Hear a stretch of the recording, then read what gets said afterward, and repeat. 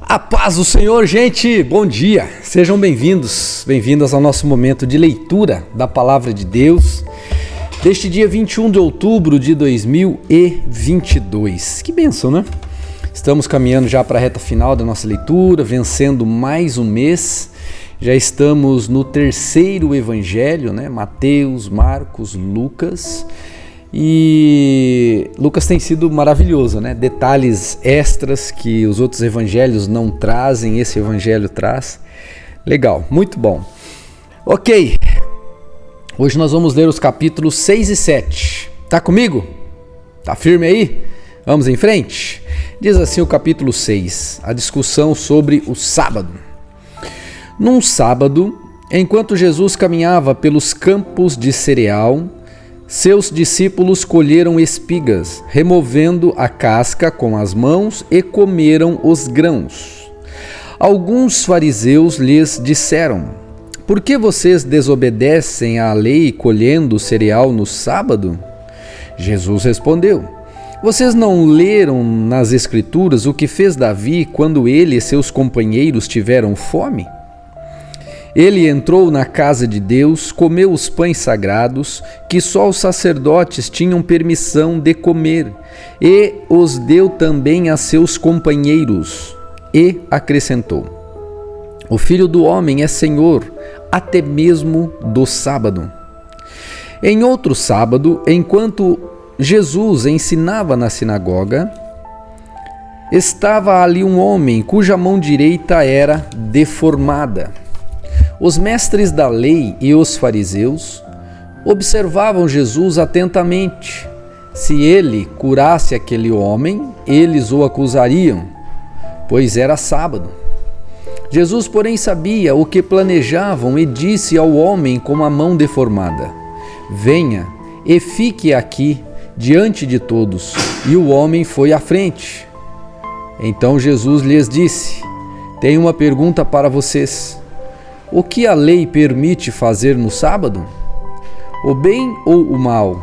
Salvar uma vida ou destruí-la?"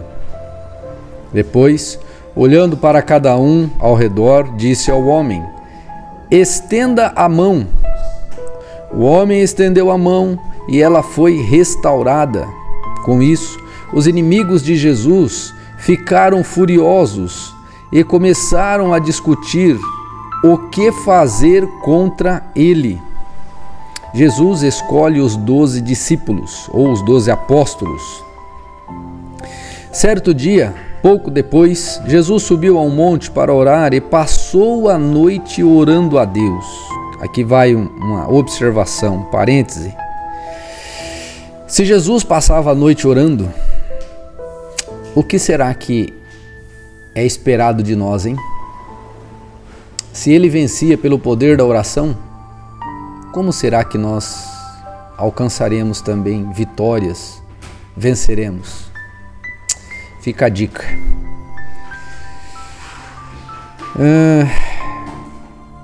Versículo 13. Quando amanheceu, reuniu seus discípulos e escolheu 12 para serem apóstolos. Estes são os nomes: Simão, a quem chamou Pedro; André, irmão de Pedro; Tiago, João, Felipe, Bartolomeu, Mateus, Tomé; Tiago, filho de Alfeu; Simão, apelidado de Zelote; Judas, o filho de Tiago; Judas Iscariote, quem se tornou traidor. Quando Jesus e os discípulos desceram do monte, pararam numa região plana e ampla. Ali havia muitos de seus seguidores e uma grande multidão vinda de todas as partes da Judéia, de Jerusalém, de lugares distantes ao norte, como o litoral de Tiro e Sidom. Tinham vindo para ouvi-lo e para ser curados de suas enfermidades. E os que eram atormentados por espíritos impuros eram curados. Todos procuravam tocar em Jesus, pois dele saía poder, e ele curava a todos. Então Jesus se voltou para os discípulos e disse: "Felizes são vocês, pobres, pois o reino de Deus lhes pertence. Felizes são vocês que agora estão famintos, pois serão saciados. Felizes são vocês que agora choram, pois no devido tempo rirão. Felizes são vocês quando os odiarem e os excluírem, quando zombarem de vocês e os caluniarem, como se fossem maus, porque seguem o Filho do Homem. Quando isso acontecer, alegrem-se e exultem, porque uma grande recompensa os espera no céu. E lembrem-se de que os antepassados deles trataram os profetas da mesma forma. Que aflição espera vocês, ricos, pois já receberam sua consolação? Que aflição espera vocês que agora têm fartura, pois um terrível tempo de fome os espera? Que aflição espera vocês que agora riem, pois em breve seu riso se transformará em lamento e tristeza? Que aflição espera vocês que são elogiados por todos, pois os antepassados deles também elogiaram falsos profetas? Mas a vocês que me ouvem eu digo: amem os seus inimigos, façam o bem a quem os odeia, abençoe quem os amaldiçoa, orem por quem os maltrata. Se alguém lhe der um tapa numa face, oferece também a outra. Se alguém exigir de você a roupa do corpo, deixe que ele também leve a capa. Dê a quem pedir e, quando tomarem suas coisas, não tente recuperá-las. Façam aos outros o que vocês desejam que eles lhes façam. Se vocês amam apenas aqueles que os amam, que mérito tem? Até os pecadores amam quem os ama. E se fazem o bem apenas aos que fazem o bem a vocês, que mérito tem? Até os pecadores agem desse modo. E se emprestam dinheiro apenas aos que podem devolver, que mérito tem? Até os pecadores emprestam a outros pecadores na expectativa de receber tudo de volta.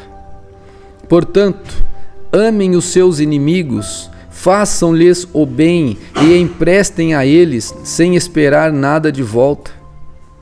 Então a recompensa que receberão do céu será grande e estarão agindo de fato como filhos do Deus Altíssimo, pois Ele é bondoso, até mesmo com os ingratos e perversos.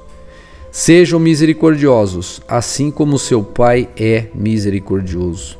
A Bíblia diz que o sol nasce sobre justos e injustos, né? Então, se há um bom, esse bom é Deus, né? E há um bom, e o nosso Deus é bom.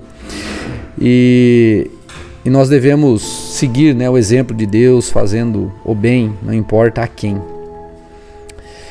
Versículo 37. Não julguem e não serão julgados. Não condenem e não serão condenados. Perdoem e serão perdoados. Deem e receberão.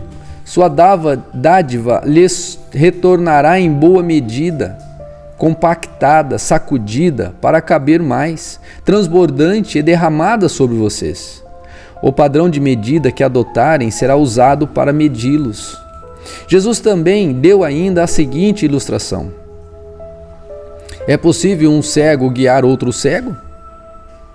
Não cairão os dois num buraco? Os discípulos não são maiores que seu mestre, mas o aluno bem instruído será como o mestre. Por que você se preocupa com o cisco no olho do seu amigo, enquanto há um tronco em seu próprio olho? Como pode dizer: amigo, deixe-me ajudá-lo a tirar o cisco de seu olho, se não consegue ver o tronco em seu próprio olho? Hipócrita, primeiro livre-se do tronco em seu olho, então você verá o suficiente para tirar o cisco do olho de seu amigo. Uma árvore boa não produz frutos ruins, e uma árvore ruim não produz frutos bons. Uma árvore é identificada por seus frutos. Ninguém colhe figos de espinheiros, nem uvas de arbustos espinhosos. A pessoa boa tira coisas boas do tesouro de um coração bom, e a pessoa má tira coisas más do tesouro de um coração mau. pois a boca fala do que o coração está cheio. Porque vocês me chamam Senhor, Senhor, se não fazem o que eu digo? Eu lhes mostrarei como é aquele que vem a mim, ouve minhas palavras e as pratica. Ele é como a pessoa que está construindo uma casa e que cava fundo e coloca os alicerces em uma rocha. E esta rocha é firme. Quando a água das enchentes sobe e bate contra essa casa, ela permanece firme, pois foi bem construída. Mas o que ouve e não obedece é como a pessoa que constrói uma casa sobre o chão, sem alicerces. Quando a água bater nessa casa, ela cairá, deixando uma pilha de ruínas. Capítulo 7. Quando Jesus terminou de dizer tudo isso, a multidão entrou em Cafarnaum. Naquela ocasião, um escravo muito estimado de um oficial romano estava enfermo, à beira da morte. Quando o oficial ouviu falar de Jesus, mandou alguns líderes judeus lhe pedirem que fosse curar seu escravo. Os líderes suplicaram insistentemente que Jesus socorresse o homem, dizendo: ele merece sua ajuda, pois ama o povo judeu e até nos construiu uma sinagoga. Jesus foi com eles. Mas antes de chegarem à casa, o oficial mandou alguns amigos para dizer: Senhor, não se incomode em vir à minha casa, pois não sou digno de tamanha honra. Não sou digno sequer de ir ao seu encontro. Basta uma ordem sua, e meu servo será curado. Sei disso porque estou sob a autoridade de meus superiores e tenho autoridade sobre meus soldados. Só preciso dizer: vão, e eles vão, ou venham e eles vêm. E se digo a meus escravos: façam isso, eles fazem. Quando Jesus ouviu isso, ficou admirado. Voltou-se para a multidão que o seguia e disse: eu lhes digo a verdade. Jamais vi fé como essa em Israel. E, quando os amigos do oficial voltaram para a casa dele, encontraram o escravo em perfeita saúde. Logo depois, Jesus foi com seus discípulos à cidade de Naim, e uma grande multidão o seguiu. Quando ele se aproximou da porta da cidade, estava saindo o enterro do único filho de uma viúva, e uma grande multidão da cidade o acompanhava. Só fazer um parênteses aqui, você está vendo o seguinte: estava saindo morto o único filho de uma viúva. E isso era um problema, ela ficaria abandonada, ela não teria sucessão de vida, não teria quem cuidasse dela. Veja que Jesus, ele era amigo dos pecadores, ajudava as viúvas, ajudava as mulheres que eram abandonadas naquela sociedade, haja visto a mulher do fluxo de sangue. Então ele veio quebrando todos os paradigmas possíveis do seu tempo. E nos convida a quebrar paradigmas hoje também. Abra sua mente, abra o seu entendimento, não fique fechado numa caixa quadrada e nem coloque Deus numa caixa quadrada, porque ele não cabe. Tá aí pra gente refletir, né? Versículo 13. Quando o Senhor a viu, sentiu profunda compaixão por ela. Olha só. Não chore, disse ele. Então foi até o caixão, tocou nele e os carregadores pararam. E disse: jovem, eu lhe digo, levante-se. Simples assim, né? O jovem que estava morto se levantou e começou a conversar. E Jesus o devolveu à sua mãe. Grande temor tomou conta da multidão que louvava a Deus, dizendo: um profeta poderoso se levantou entre nós. E hoje Deus visitou o seu povo. Essa notícia sobre Jesus se espalhou por toda a Judéia e seus arredores. Os discípulos de João Batista lhe contaram tudo o que Jesus estava fazendo. Então Jesus chamou 2 de seus discípulos e os enviou ao Senhor para lhe perguntar: o Senhor é aquele que haveria de vir ou devemos esperar algum outro? Os 2 discípulos que João Os 2 discípulos de João encontraram Jesus e lhe disseram: João Batista nos enviou para lhe perguntar: o senhor é aquele que haveria de vir ou devemos esperar algum outro? Naquela mesma hora, Jesus curou muitas pessoas de suas doenças, enfermidades e espíritos impuros e restaurou a visão de muitos cegos. Em seguida, disse aos discípulos de João: voltem a João e contem a ele o que vocês viram e ouviram. Os cegos veem, os aleijados andam, os leprosos são purificados, os surdos ouvem, os mortos são ressuscitados e as boas novas são anunciadas aos pobres. E disse ainda: felizes são aqueles que não se sentem ofendidos por minha causa. Depois que os discípulos de João saíram, Jesus começou a falar a respeito dele para as multidões. Que tipo de homem vocês foram ver no deserto? Um caniço que qualquer brisa agita? Afinal, o que esperavam ver? Um homem vestido com roupas caras? Não. Quem veste roupas caras e vive no luxo mora nos palácios. Acaso procuravam ver um profeta? Sim, ele é mais que profeta. João é o homem ao qual as Escrituras se referem quando dizem: enviou seu mensageiro adiante de ti, e ele preparará teu caminho à tua frente. E eu lhes digo: todos que nasceram de mulher, nenhum é maior que João Batista. E, no entanto, até o menor no reino dos céus, ou no reino de Deus, é maior que ele. Todos que ouviram as palavras de Jesus, até mesmo os cobradores de impostos, concordaram que o caminho de Deus era justo, pois tinham sido batizados por João. Os fariseus e mestres da lei, no entanto, rejeitaram o propósito de Deus para eles, pois recusaram o batismo de João. Assim, a que posso comparar o povo desta geração? Perguntou Jesus. Como devemos descrevê-los? São como crianças que brincam na praça.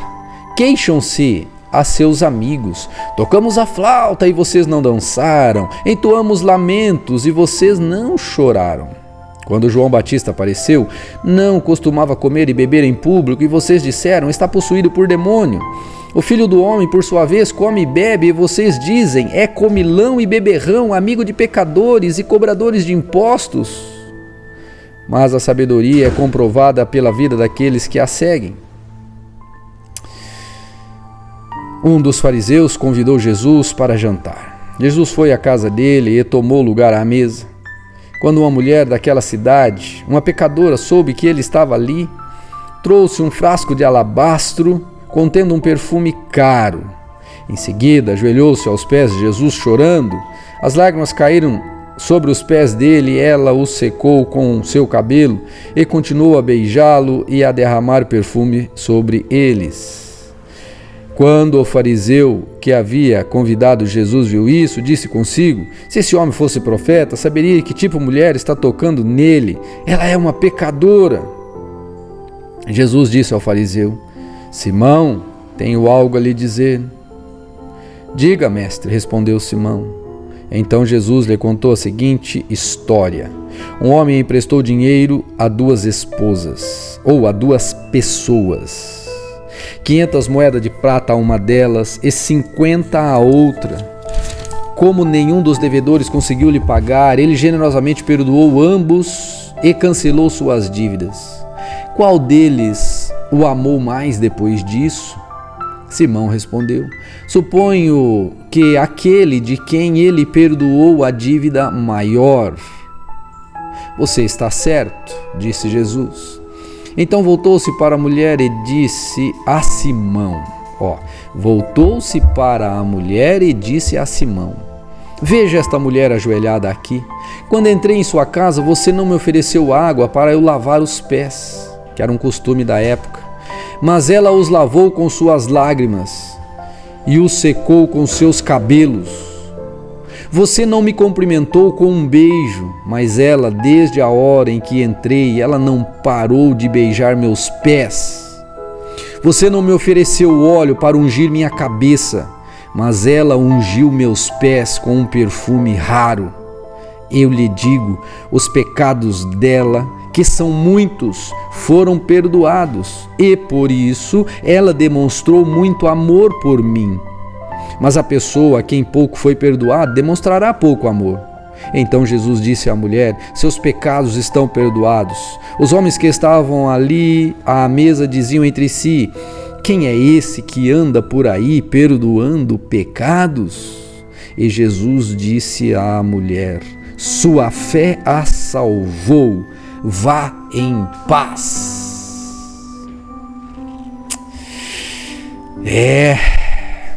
Tá aí. Falou no seu coração ou não? Deus te abençoe. Não deixe somente um like, deixe um comentário, um pedido de perdão a Deus, que é melhor, em nome de Jesus. Amém.